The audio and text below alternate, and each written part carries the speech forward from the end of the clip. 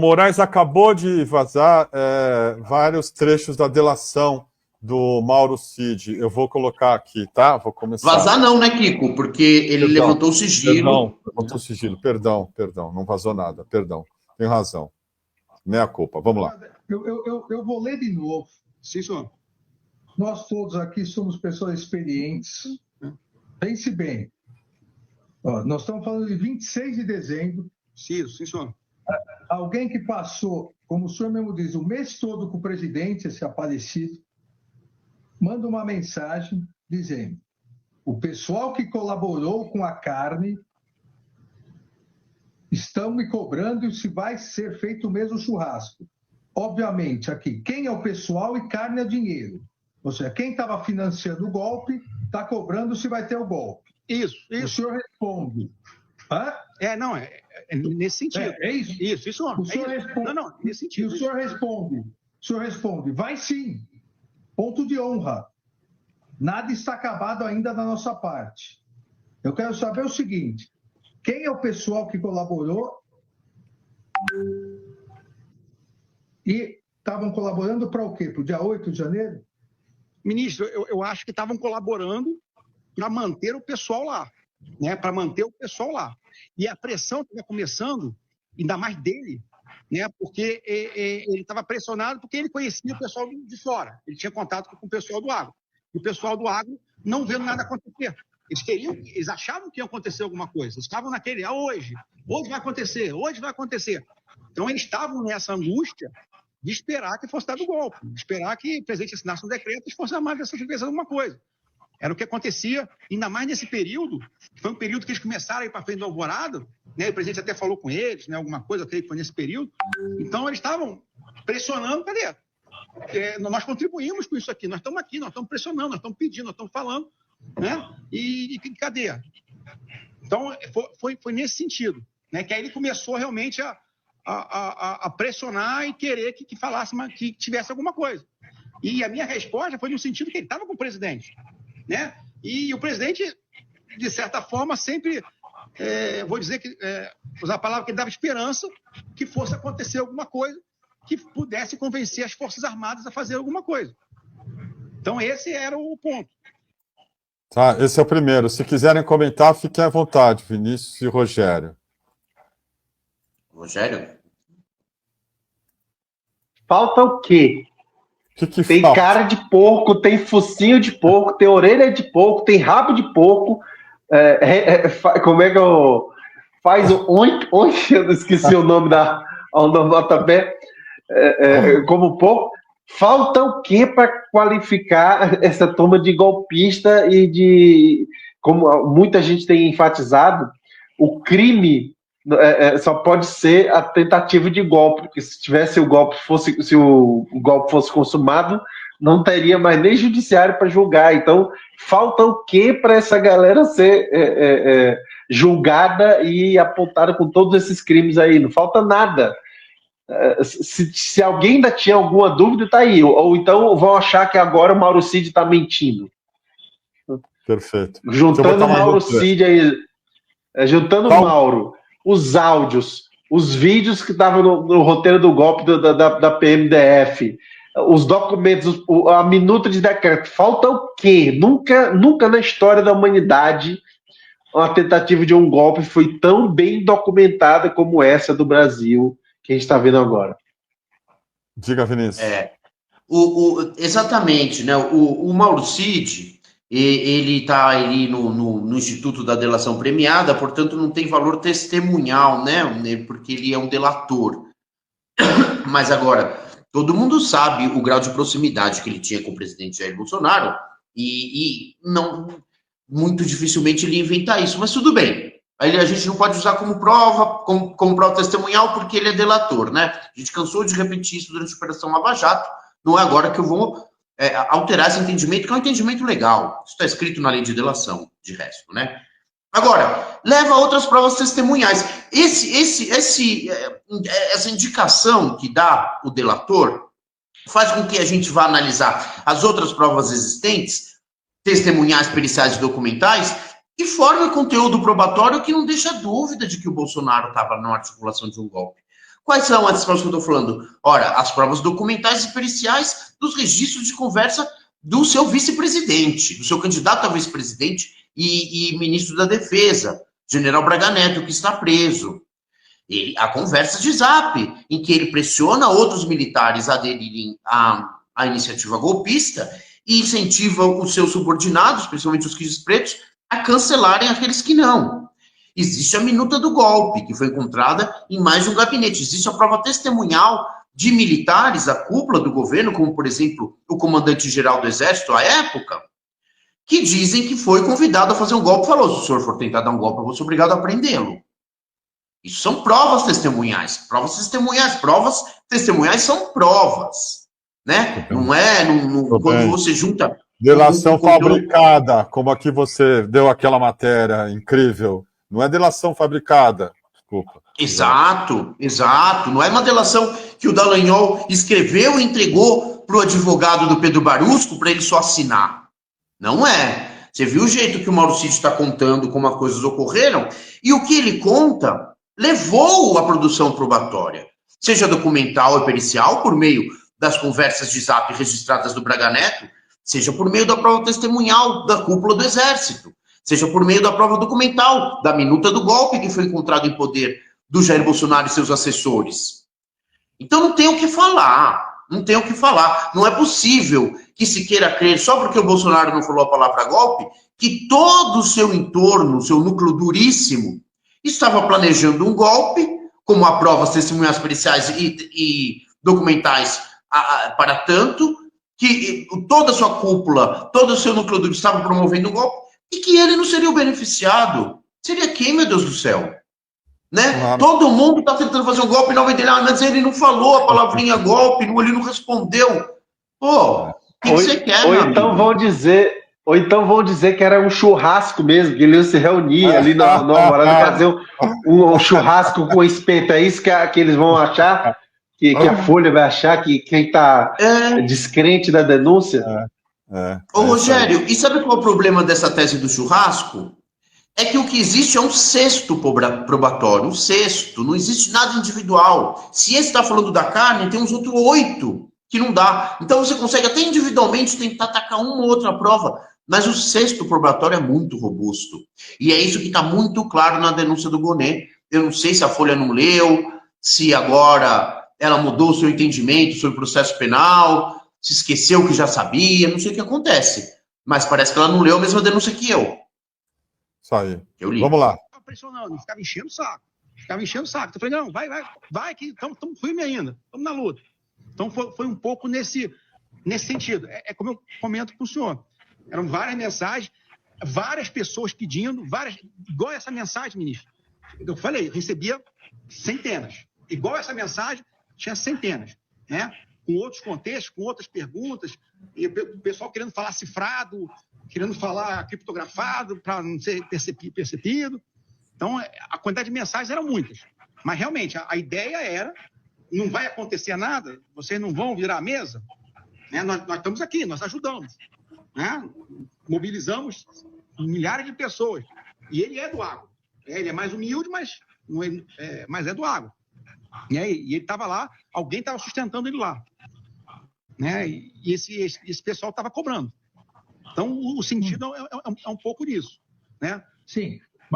A pergunta dele, todos nós aqui concordamos que ele está cobrando porque colaboraram com a carne, com o dinheiro, com infraestrutura, com gente. Isso.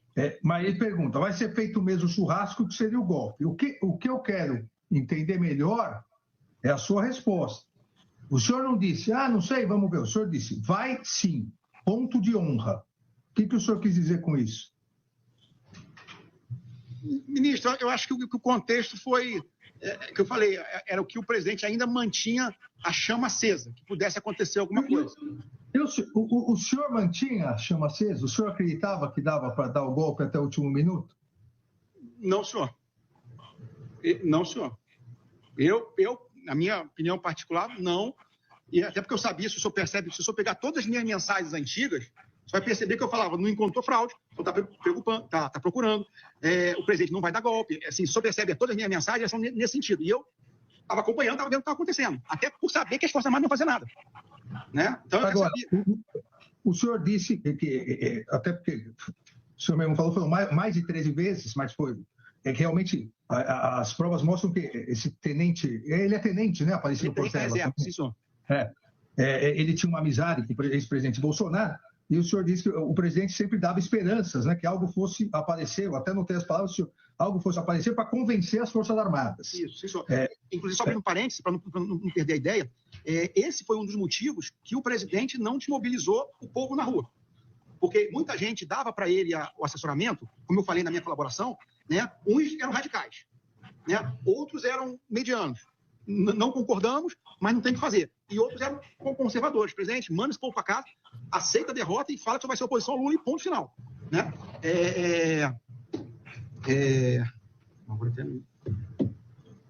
Não, até Não, o senhor falou que esse foi um dos motivos para o presidente não desmobilizar as pessoas nos quartéis. Então, mas aí, o que o presidente falava? Eu não chamei o povo. Não tem uma mensagem minha chamando o povo para a rua. O povo veio porque quis. E segundo, porque ele tinha esperança que até o último momento, né, até ele falou, Papai do Céu sempre ajudou a gente, vamos ver o que aparece aí, que até o último momento fosse aparecer uma prova cabal que houve fraude nas urnas. E aí sim, todo mundo visse, e aí teria aquele povo na rua, mobilização, as Forças Armadas. Então, eu acho que esse era o que passava na cabeça do presidente, assim, no tempo que eu estava com ele. Tá. Bolsonaro queria esperar, né, uma prova para poder ter o apoio das Forças Armadas, aí, segundo o Cid. E mais do que isso, dos americanos também, né? Quando o Biden reconhece a vitória do Lula, acaba para ele. Mas ele continua insistindo. Em novembro tem aquele quebra lá na sede da Polícia Federal em Brasília, e depois cercam o hotel do Lula, né? O Bolsonaro em nenhum momento tentou desmobilizar aquelas pessoas. Como disse o Lula, num determinado momento ele finge que está com diarreia e vai para os Estados Unidos. Se tivesse tido um sinal ali dos americanos ou das Forças Armadas, claro que ele tinha entrado com tudo nesse golpe de Estado. Eu vou passar mais um trecho, se vocês quiserem comentar, fiquem à vontade. Querem comentar antes de eu passar ou não? Bem rápido. Fala, Vinícius, fala. Não, por favor, Rogério, depois eu falo. Bom, então eu vou falar rapidamente aqui, muito rápido, Kiko. O Bolsonaro aguardava, de fato, né? Ele estava esperando um milagre ali, mas não era nem de longe uma espera passiva. Pelo contrário, ele sabia que não existia fraude nenhuma na urna. O que ele estava tentando era produzir uma prova falsa de fraude, coisa que foi tentada, inclusive, com o tal do hacker. Coisa que foi tentada, inclusive, com o tal do argentino, que fez um relatório falso, que eles tentaram bombar, que o Braga Neto tentou bombar, o Eduardo Bolsonaro bombou, o Flávio Bolsonaro bombou.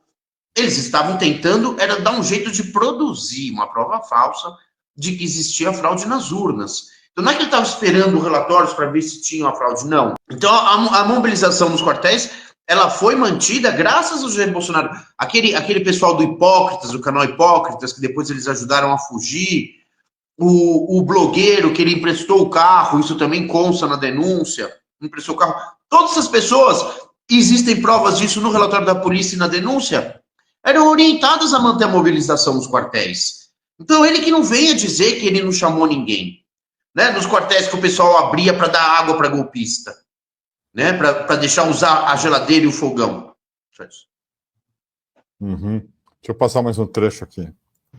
Como continuou a conduta do general Braga? Não, ministro, a partir desse momento que já foi chegando o final do ano, né, ele continuava indo lá, mas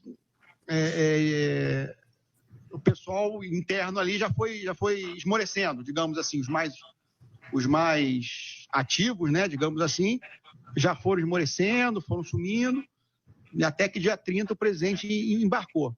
A partir ali do final do ano já não... Já depois do Natal ali já estava morto. Qualquer coisa que poderia acontecer. Pelo menos eu não me lembro de nenhuma movimentação, nem nenhuma reunião assim, mas já estava um clima de desânimo mesmo. O senhor se recorda, isso foi amplamente divulgado na mídia e voltou agora, de um vídeo gravado, o general Braga Neto com manifestantes, e ele dizendo, não desistam, ainda vai ter surpresa. Aí, ó, isso mesmo. O senhor se recorda disso? Sim, senhor, recordo, sim, senhor. E qual era o contexto nesse momento? Em relação ao general. Isso, é que eu não me recordo a data, mas eu creio que provavelmente deve ter ligação com que eu não me recordo a data, mas deve ter ligação com esse planejamento que estavam fazendo, deve ter ligação com as reuniões com o comandante do Exército, né, as pressões que o comandante do Exército estavam sendo feitas sobre ele, né, principalmente sobre ele, e que ele esperava que alguma coisa fosse acontecer. Eu acho que era todo esse pacote de contexto que estava acontecendo nesses 2 meses do final de 22. Ele achava que poderia ter uma operação, alguma coisa, que o Exército poderia querer aderir, tinha um povo na rua, e sempre com a ideia de manter o povo mobilizado, manter a massa na mão ali até o último momento. Massa, era meia dúzia em cada quartel. Mas eles achavam que era o suficiente para fazer um estrago, né? Pode falar, e ele lembrou bem do Braga Neto, porque é isso, eu lembro desse vídeo. A gente já exibiu ele aqui em lives, já reproduzimos em reportagens. O Braga Neto fala com todas as letras para as pessoas, mantenha as esperanças. Eu sei que está difícil, está chuva aí, mas mantenha firme, porque a gente está lutando, não posso falar muita coisa, você sabe, né, tal. Mesmo discurso foi dito por outro militar, aqui no Comando Militar do Leste, que perguntaram, general, a gente pode ter esperança? Aí ele falou, toda a esperança. Isso era meados de dezembro. Ou seja, articulava-se o golpe, não tem como. E é claro que o golpe era para a manutenção do presidente Bolsonaro no poder, né? Incomoda mesmo essa postura da imprensa agora de querer relativizar um trabalho tão robusto da Polícia Federal e da PGR. Cara, tem uma carradas de provas, né, Vinícius? Né? Vídeos, um depoimento, sei lá, o que mais que eles querem, impressionante. Tem mais um trecho aqui, eu vou colocar para vocês, vou compartilhar, tá aqui. Eu tô achando que a Folha queria uma dita branda nova com o Bolsonaro. Queria, a mesma Folha que emprestou carro para a ditadura, é bom lembrar também, para Obama. Né? Pois para o BAN, né? Seu carro para repressão, né? Violenta e ilegal. Que dentro de pouco tempo estarão decidindo e que aprenderam com o que aconteceu nesses meses. Saiba que sempre terá um amigo em Goiânia, para o que precisar. E quando formos para a guerra, quero você ao meu lado. Eu queria destacar 2 trechos, sim, e tirando aqui o ânimo bélico, saber o que o senhor quis dizer quando ainda não terminou. Nós estamos dia 31, dia 8 teve a invasão. E quando formos para a guerra, quero você ao meu lado. Ministro, eu sei que as mensagens, às vezes, quando são escritas assim, mas é que, como eu falei para o senhor, digamos que ele estava sendo inconveniente com a quantidade de mensagem que ele estava mandando, cobrando alguma coisa, que fosse feita alguma coisa.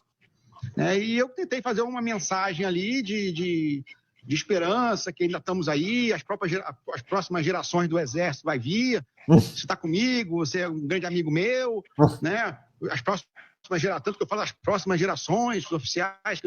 Então, foi uma tentativa, até me lembro disso aí, uma mensagem de despedida e pior que depois ainda, ele continuou enchendo o saco ainda. Acho que deve ter mais mensagem dele em janeiro, em fevereiro, né? Não instigando, mas cobrando, reclamando, cobrando até dinheiro que ele gastou, que ele ficou, que ele fez, que ele está ferrado.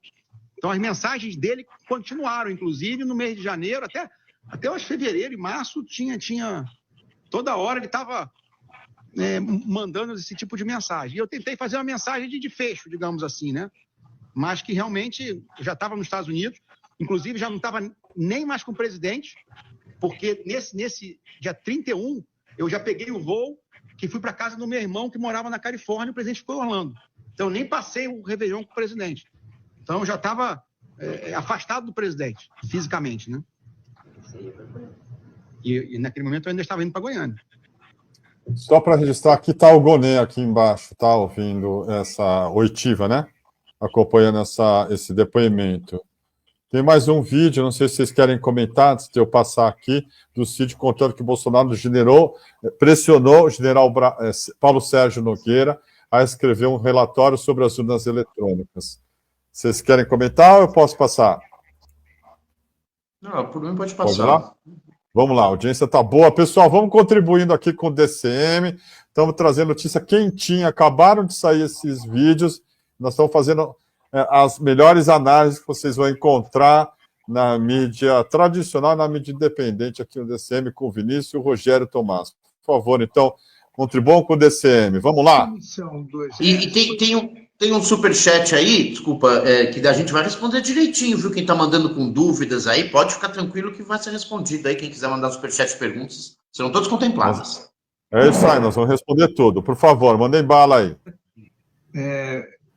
Ela, no dia seguinte à eleição, ela fez o laudo e tinha o laudo constatando que não havia nenhum problema. Sim, Tanto que o general Paulo Sérgio, ministro da Defesa, pediu e marcou uma reunião comigo, como ministro do TSE, presidente do TSE, para terça-feira. E terça de manhã, ele ligou pedindo desculpas desmarcando a reunião, porque o presidente tinha chamado. E aí foi mais um mês. Em outras palavras, ele foi proibido de mostrar o laudo que não tinha nenhum problema. Disso o senhor tem ciência? Sim, senhor. Eu até estou lembrando agora, eu estou lembrando do caso. O que aconteceu foi realmente isso. Inicialmente, o general Paulo Sérgio, a conclusão dele ia ser isso.